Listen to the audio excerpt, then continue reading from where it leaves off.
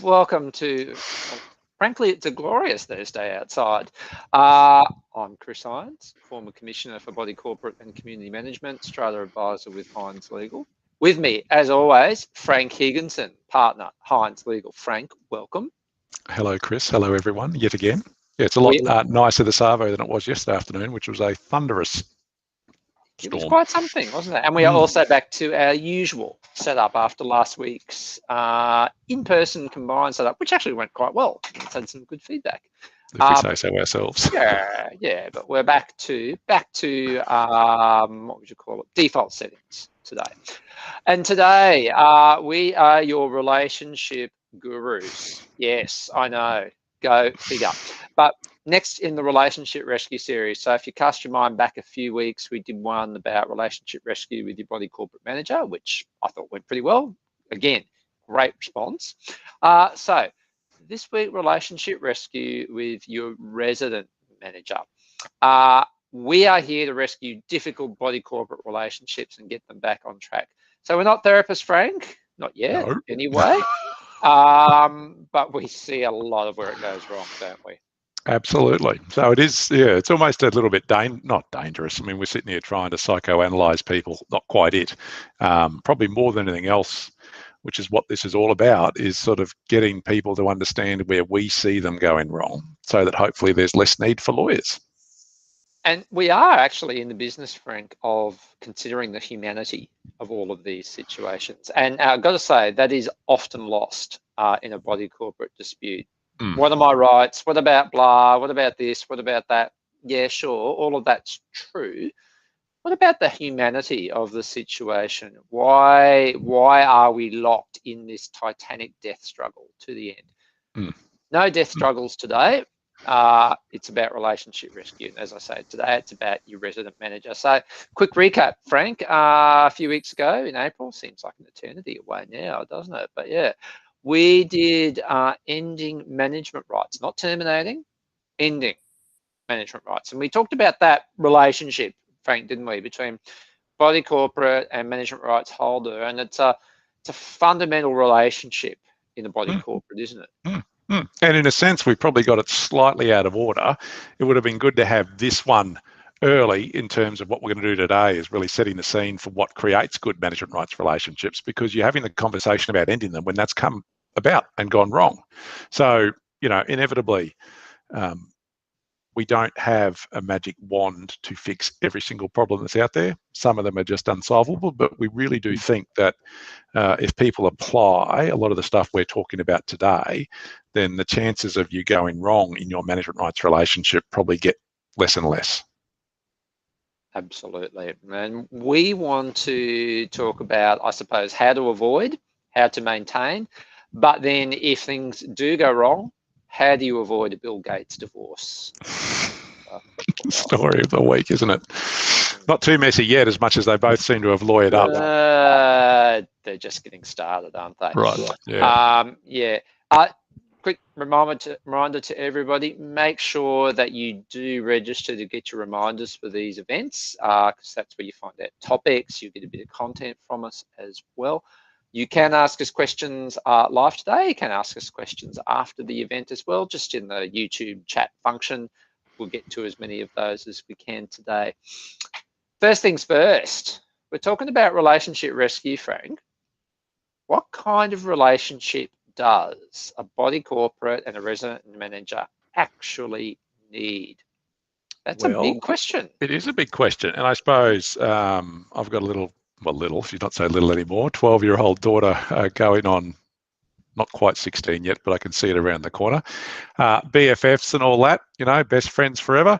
I don't think that's the typical management rights relationship, nor is it the one that you actually should have. I mean, ultimately, the core of any management rights relationship is a business one. And in that sense, I say to clients all the time is that our relationship with bodies corporate as their lawyers or with management rights owners as their lawyers is a business one. We're contracted usually to provide a particular service for a particular fee over a particular period. And the difference substantially, of course, is that the term of our engagement as their lawyers is as limited as potentially the next phone call where, Frank, I'm picking someone else. So please pack your file up and send it here, and I'm gone. Management rights relationships, that same style of business relationship where a manager's engaged to provide services for a period set out in the agreement, and that period is usually a fairly substantial one, which is the big difference between the nature of our engagement as lawyers and those of managers. And I think probably if we're going to start, well, actually we'll get into some, not really, no, we'll cover this now actually as I think about it. That is the starting point, is that committees need to realise that they are locked into a contract with their resident manager. Almost without exception. There's sometimes it can go wrong where there might be some technical deficiency or otherwise, but you are locked in that relationship, and it doesn't come to an end other than through a whole lot of pain or cause. So that's a starting point. You can't just walk away from it. So it isn't quite a Bill Gates situation there where they've decided to tear up the Microsoft fortune and go their separate ways, and that's what they're doing. This is a long-term contractual relationship between the body corporate and the manager.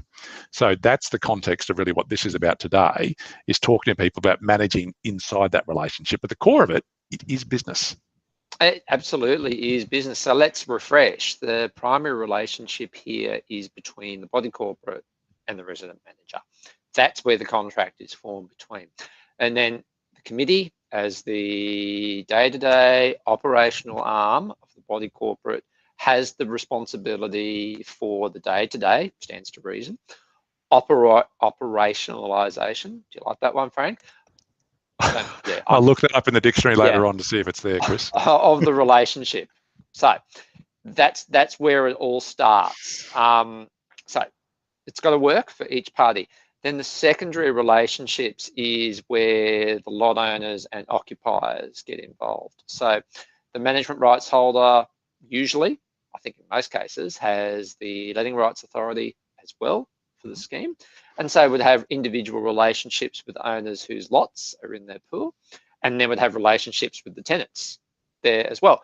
But there's also another layer to that where the management rights holder has a relationship, and I'll put it in inverted commas, with owners and occupiers even if they're not in the pool.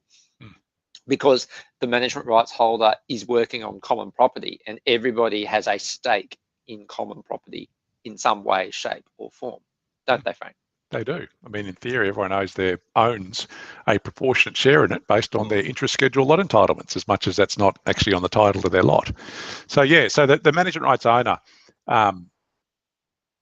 engages with all those people, but in theory only reports to the committee, as much as, I think we did a webinar a few weeks back about where managers go wrong, and resident managers go wrong. I'm not sure we quite covered this, but we get it all the time too, where people that aren't on the committee are running around giving instructions to the resident manager about this, that, the other, when in theory that actually should go back up to the committee, and the committee should then pass down those instructions in accordance with the agreement.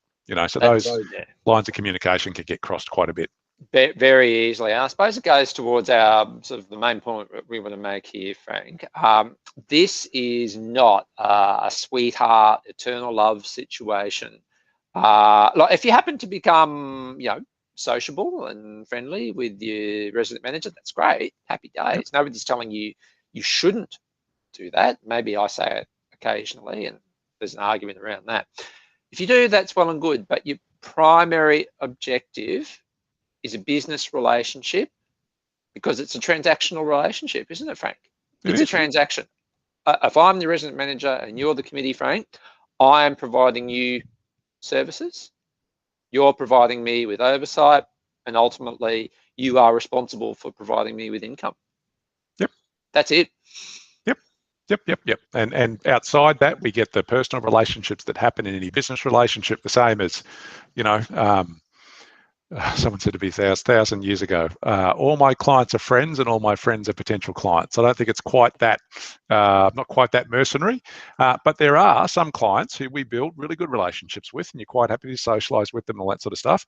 And there's some clients who you'd probably quite happily never deal with again. So management rights is the exact same. So you might have a wonderful personal relationship, or you might not, but at the core of it, still, you don't need to have the whole thing hinging on being best friends. It's about the nature of the business relationship itself. And I think one of the big analogies I give committees all the time, and we'll start to get into some where I suppose some of these things do go wrong, is it's as much as managers are contractors, they're not employees. So in a sense, with my employees and what we do every day, we're still working from home, is we start the whole office every day with an 8:30 meeting on Teams. And it's within the scope of my ability as an employer to say to people, that's what you've got to do. You log on, you join the meeting, you engage, blah, blah, blah.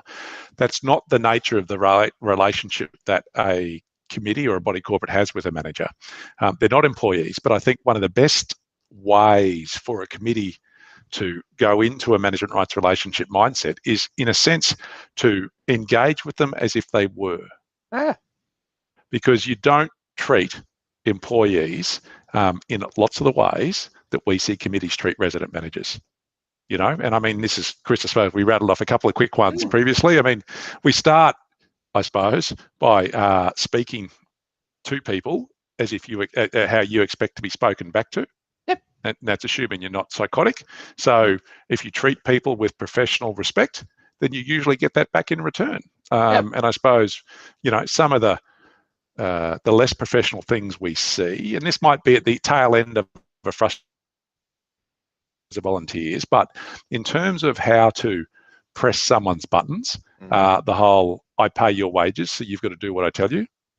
And that's usually a red flag that something's wrong. Absolutely. Yep. That's a really good one. Another one, and you can insert whichever word you want next: bullying, harassment, defamation, intimidation, gaslighting. You can expect that if those statements are being uttered, then things aren't right. I know my rights. Do you? I've read the Act. It's always a great one. Yeah. Even though all of the management rights stuff's really in the modules, but anyway. Another good flag that it's not the best relationship that it could be. Here is the new list of duties that you will need to do from next week. Or even better, we're going to cut your salary. Yep. We're going to knock your salary down 10 grand. Like, all of those are red flags. And in a sense, they're not the things that you would say to an employee. So when these things are happening, it's never a good thing. And the other thing is, from a management rights perspective, a committee needs to understand that a manager usually has a substantial investment in the value of that management rights business.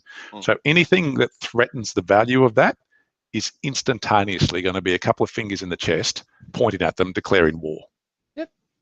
Which is never, ever a good thing. And then less so about actual words and actions, but more so actions, Frank. Sending out a breach notice with little or no warning is dead giveaway, something that's not going to work right in the scenario. And then any other kind of, we'll call them standovery kind of tactics. Think about it this way.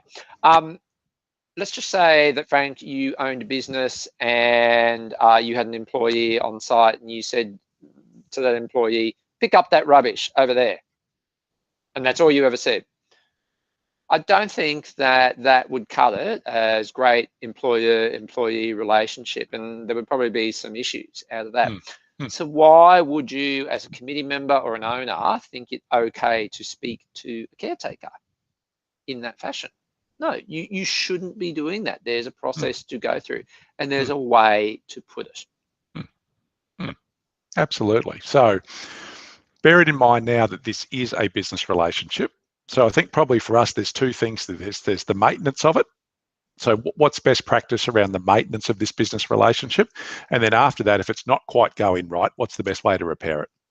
And the reality is, we were talking about sort of moving on managers in one sense. I think when we set this a little while ago, we're going to run out of time for that again. So that'll be part 3 of this. So collectively, the 3 of these things will be almost the complete management rights relationship Bible from a committee perspective. So, you know, and I suppose when you start with business relationships, it starts with a degree of mutual understanding. Who's doing what? How are we going to do it? And making sure that you are actually doing it. So that, again, is not big letters of demand, all that sort of stuff. It is just, and even between Chris and I, we know between ourselves what we've got to do to prepare for one of these webinars. and we do it. So our expectations of each other are very clearly understood. And in management rights, that's the same thing. And probably the difficulty with this is the nature of the strata market is that quite often, I mean, it's very rare to find lawyers in management rights. Quite often you find them on committees. Not quite often, more often I'd say. But the reality is that most committee members are volunteers without any detailed experience in management rights in strata. There's no training for it as much as that's something we're looking at, so stay tuned for that. And so it's quite common that people don't actually even understand the nature of the relationship they've got before they start arguing. So I think for me, in terms of best practice, if you're on a committee and if you have a resident manager, and if you want to get the best out of that relationship, there's probably some golden rules that come up with that. And the very, very first one is to read the management rights agreements. That's the first bit of advice I give management rights clients, the first bit of advice I give committees. Read the agreements. Understand what it is that your contract is. Yep. You know? Definitely. Absolutely. Yep, sorry, go on, Frank. No, I was going to say, probably lots of body corporate managers have lots of experience with management rights agreements as well. So talking to them about what best practice is and how they work, and particularly, you know, if you, well, not all of them, every body corporate management company is going to have a bunch of management rights buildings in their portfolio. So talking to them about how they get the best out of managers is also a good thing. Yep. Educate yourself is the next tip that we're giving. So this is all framed from the committee's perspective, as we said at the outset. So educate yourself. There are so many resources out there. There's ours. From the Commissioner's Office, there's free online training for committee members. Who wrote that, Chris? Some useless public servant. A former commissioner. I actually didn't write that one. It was but anyway, yeah, no, it's an excellent resource, that one. Couldn't recommend it enough. And we could add people starting with us are asked to do it straight up. Yep. Why not?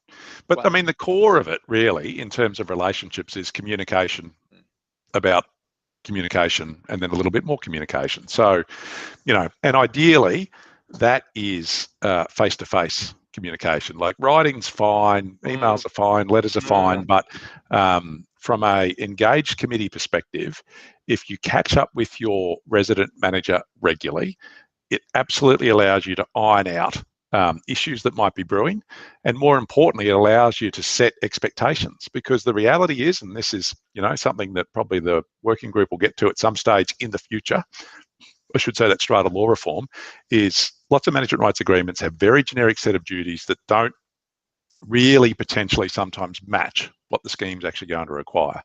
And certainly the easiest example, mow the lawn is required. As required by who? To what standard? So how often? When are we doing it? All that sort of stuff. So that doesn't mean 3:30 on a Tuesday. That might mean once a week during summer. But those sort of conversations and expectations are definitely best set together and reach an agreement, which is different from, you know, one of the problems we mentioned before about here's the new duties list that you're doing next week. That's so engaging with people rather than belting them and demanding things is absolutely the way to do it. Absolutely, Frank. Not delegating decision making. I think, Frank, you've got a quick war story on that one. I do. I was talking to a body corporate client this week who, a committee member who wasn't quite happy with, I suppose, him having to circulate all of the information that we're advising this particular body corporate on to his fellow committee members, because he's the only one that puts the time in to come and show up to the meetings. And I said, well, mate, that's you doing the heavy lifting. Other people on the committee, you've got to get them involved as well. And if they're not going to get involved, then it's up to you to decide how much you're going to do. Because ultimately, the thing we're doing for this particular body corporate is not a simple yes or no answer. There's a whole bunch of decisions that the committee's going to make, and he's struggling with relaying what we're telling him to the committee. So people have got to get involved. Yep. Now here's a hot tip to finish off this kind of discussion, and I suspect some people watching this will not necessarily approve of this one, but you'd be surprised. Never ever underestimate the value of positive reinforcement. So, for owners, committee members, have you ever walked out the front door of your complex and thought, gee, the gardens are looking really good at the moment? If yes, drop your caretaker a line and tell them that. I just want to say the gardens are looking spectacular. I just want to say the pool is amazing at the moment. Thank you. What's the harm in doing that? Seriously, positive reinforcement. And then the flip side is also true, I think, Frank.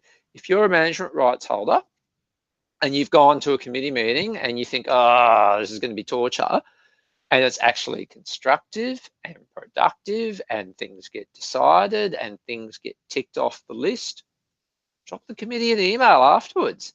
That was really constructive today, guys. Thank you. Absolutely. It really builds, Yeah. it builds goodwill and it builds relationships, you know, and it makes those bridges when you do have a little bit of a difficult thing to converse with, not leaving you with thinking that the other side are a complete pack of so-and-sos. Because clearly there's feedback in the past, you know what I mean? It really, it does make a massive difference. And it's so easy in this day and age to fire off a snarky email, you know, after if you're unhappy about something, firing off an email to say well done to someone makes a massive difference. And I, you know, get a warm and gushy here. When you get clients say that to you, not, you know, I'd like to think we do a pretty good job most of the time, if not all of the time, but having clients say to you, that was bloody unreal, thank you very much, is actually, it makes you want to go that extra mile the next time they've actually got something that they need you for. They're the phone calls that get returned immediately as opposed to push back half an hour as an example. So it makes a difference. You'd never do that, Frank, would you? Oh, sometimes when I got 15 to recall, 15 calls back, I got to pick a priority list. So anyway. No, look, I think there'd be people watching this who go, oh, that's just stupid. That's really, how can two so-called strata experts sit there and say positive reinforcement? Well, I can tell you from experience, it works. Frank just said it works. I can tell you it from experience, it works. You won't lose face, and it's not as though you'll end up being seen as weak or in a bad position legally. Nothing, you don't lose anything by being complimentary, Frank, do you? No, not at all. Not at all. And a comment there from Grey Palladium, positive reinforcement does help. Got 2 positive texts in 6 years. Well, it does. But the people who texted, they're the ones you're going to look out for and help. It really, it makes a massive difference, you know? It's just, it's, you know, you catch more flies with honey, don't you? You absolutely do. So look, we've talked about a few different things there. Let's talk about some repair, Frank. So let's move into the repair. Yeah. So we've got expectations. We've got a communications channel. Hopefully, we've got an idea about what should be expected of each other side. Hopefully, we've got a respectful relationship where we can have those conversations. In which case, you've actually got to have it.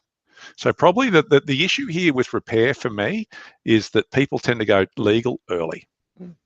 So again, and where I get to is you never ever really lose the right to go legal. You know, I can fire off a letter of demand next week, next month, next year in relation to something that's not working. But the moment that happens, usually what happens, if you get a letter from a lawyer, you might go see a lawyer and then it's out of your hands and the lawyers are engaging with each other and it turns into a legal fight. And this is absolutely what Chris and I have seen more often than anything else. A lot of the disputes that we have start with this sort of stuff turning into legal when it really could have been sorted out with a conversation. That's the brutal reality of it. The classic example that's emerged only in the last week or 2 weeks is what's happening with Christine Holgate and Australia Post. Everybody knows what happened to Christine Holgate. Now she's moved on to another job, but she's still got an issue to resolve with Australia Post. And now she is effectively demanding a non-legal solution, Frank, mediation. And the two sides are now kind of fighting it out as to the terms of that. The point being, there is a very public and a very high-profile fight going on about not taking legal action and about how that can be avoided. So if it's good enough for that scenario, I don't know why it is not good enough for this scenario too. And this is part of it, is everyone thinks that's your only choice, and it's not. Yeah. So it may be where you finish, and it might be that you've got no other choice to do that, but there's absolutely options to exhaust beforehand. And this is the problem sometimes, I think, for committees, is be it hoodwinked. They put their hand up at a general meeting, the body corporate manager looked at them and said, well, we've got no one to be chairperson.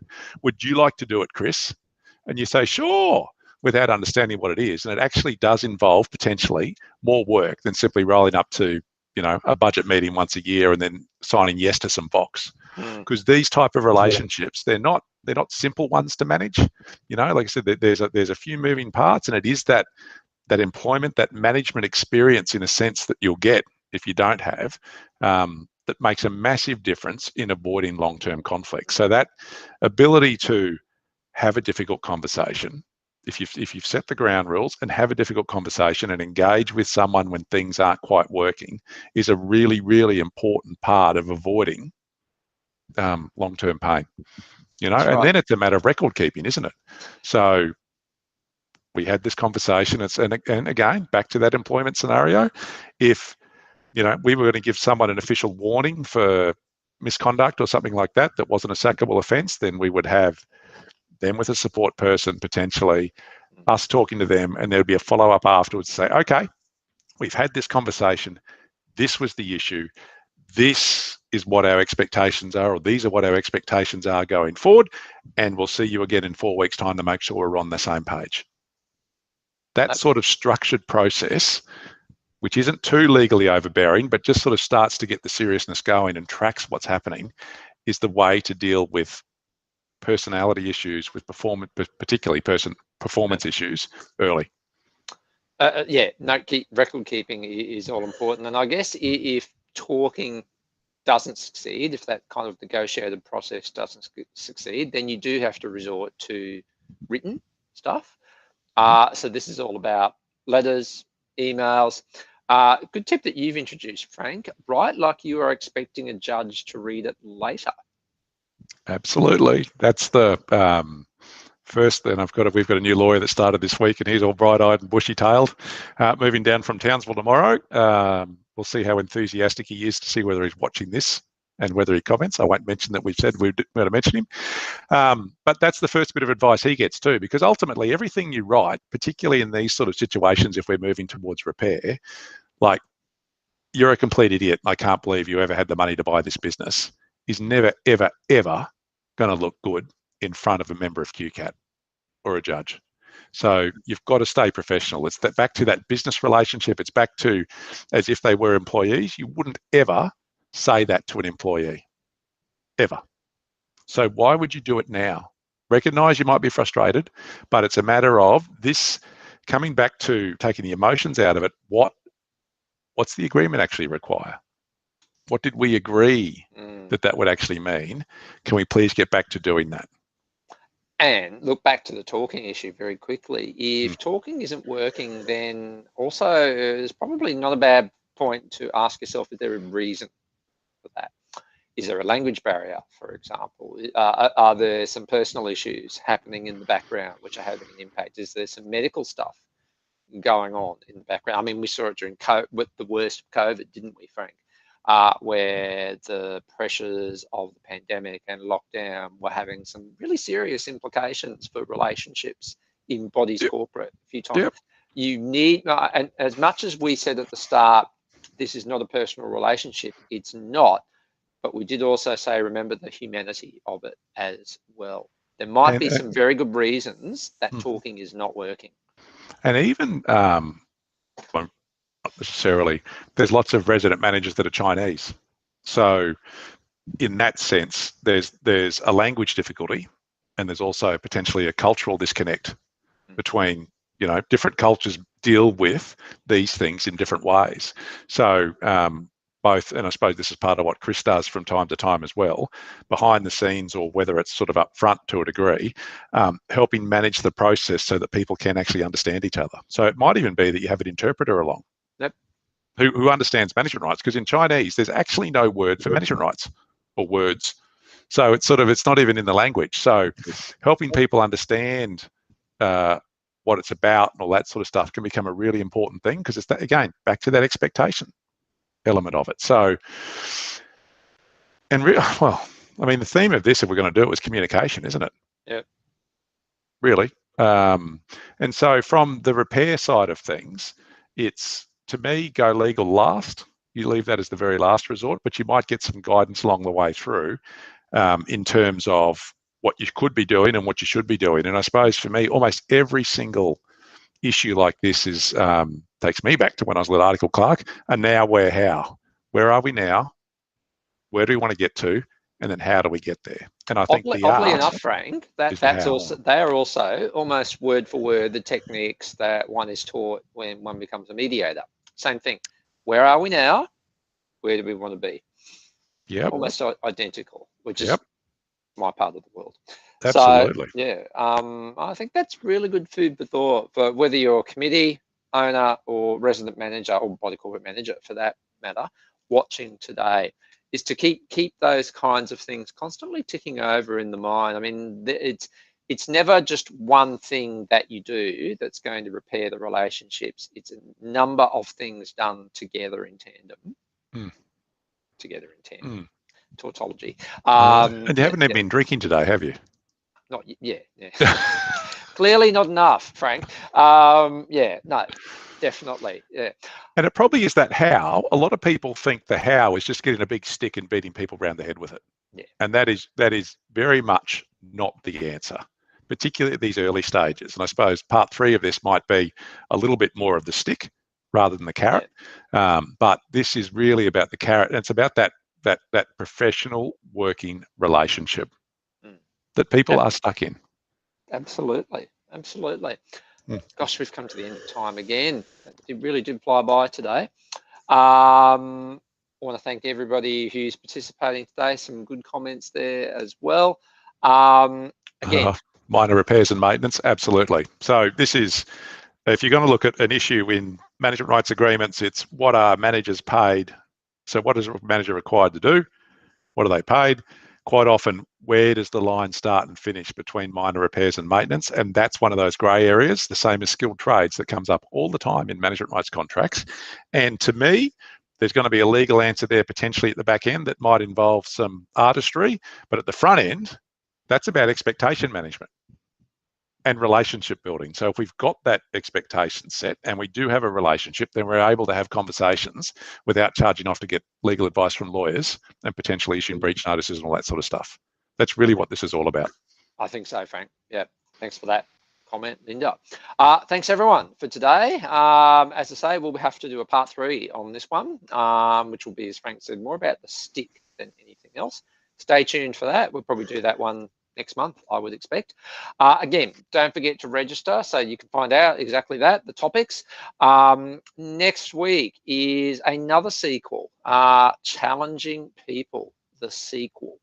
It's one of our most watched webinars so far. The previous one we did on challenging person facilitation. We're going to follow up what we didn't get to in the last one. Which is actually, I think we talk about a lot of things that aren't legal. That'll actually have some legal content to it. It will. Stay tuned for that one. But for now, thanks everyone. Frank, thank you. Thanks everyone. We'll see you all next week. Bye-bye. Bye.